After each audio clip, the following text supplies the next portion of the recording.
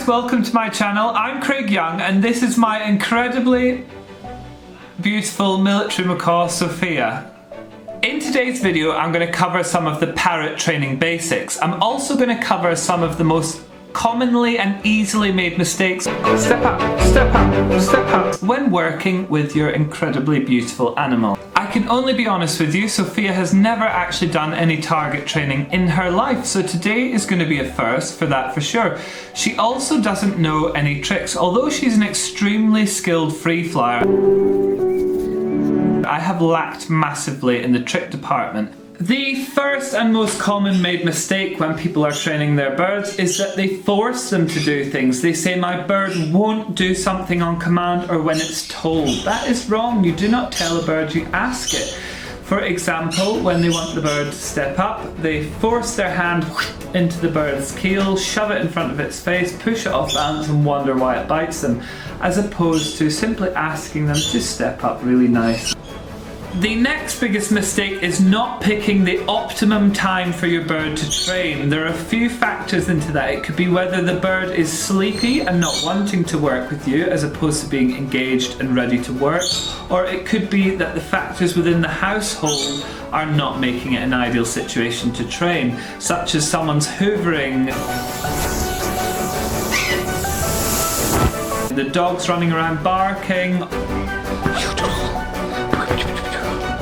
etc. Make sure that you pick the optimum time to train your bird.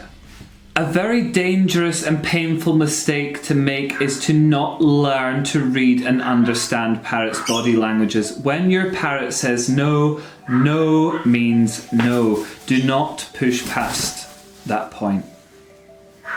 The final of my biggest and most common mistakes for today is that people try to train their bird immediately after they've stuffed their faces with their favourite food. So they plop a great big bowl of yummy fat seedy nuts and fruit in front of them and wonder why their bird has zero motivation to do what they want them to do.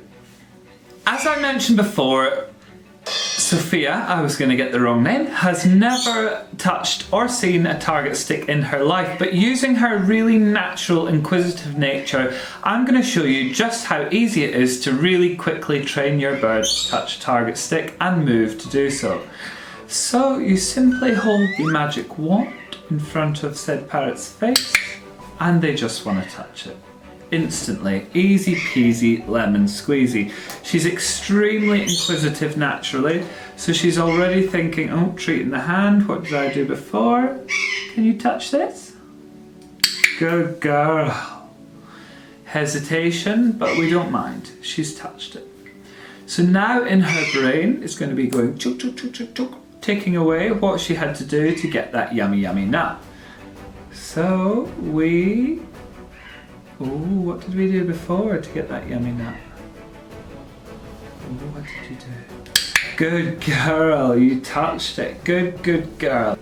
Progressing a little bit further from simply touching our magic wand, we want her to travel along the perch a little bit. So she's going to have to, can you touch this? Travel one, foot in front, the other. Good girl. Now helpfully she's actually facing the wrong way, so what I'm going to do is bring it round in front of her so she has to turn around. She's thinking about the clicker. Stick, good girl. So as you can see, she's thinking about it. It's quite obvious she's never done this before, so we're going to turn this way back round. Good girl, you are clever, aren't you? Now can you turn this way? Look. Good girl, that's a big one and that will do. So that is an introduction to target training for Sophia and you. Really, really simple. Birds are so inquisitive naturally, they want to learn, they want to touch things. So she has used her natural, and you've seen with her natural nature how quick and easy that was to get her touching the target stick. Good girl, Sophia, you are a superstar. So today we're going to start off with the wave, nice and simple. When Sophia was a baby, she would always apply a huge amount of pressure with her beak onto anything before stepping up onto it. That included your hand. So she had to learn very quickly that she wasn't allowed to use her beak to step up. She had to signal very clearly with a foot that she was prepared to move onto your hand without using her beak. So she often had to stretch quite far with her foot before stepping up.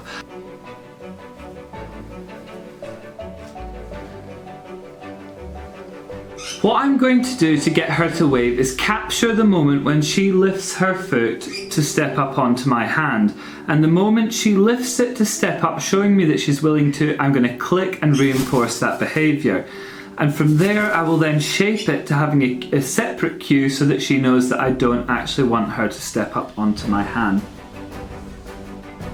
Good girl. That was the moment we wanted to capture, was the raising of the foot, and I want to reward that moment so she understands that that is the behaviour that we want before we shape it to have its own cue.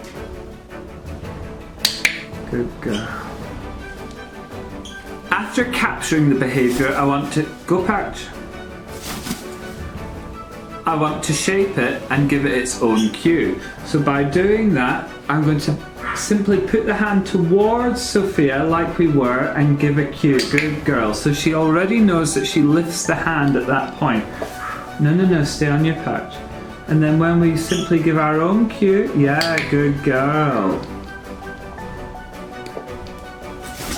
She's very keen to be training. You want to go fly, don't you? This is very boring. Can you wave? Good girl. Can you wave? Good girl.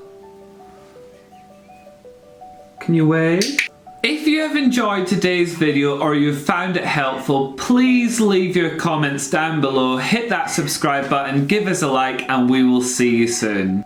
Since the incredibly beautiful Sophia has learnt to wave, it is goodbye from me, and can you wave?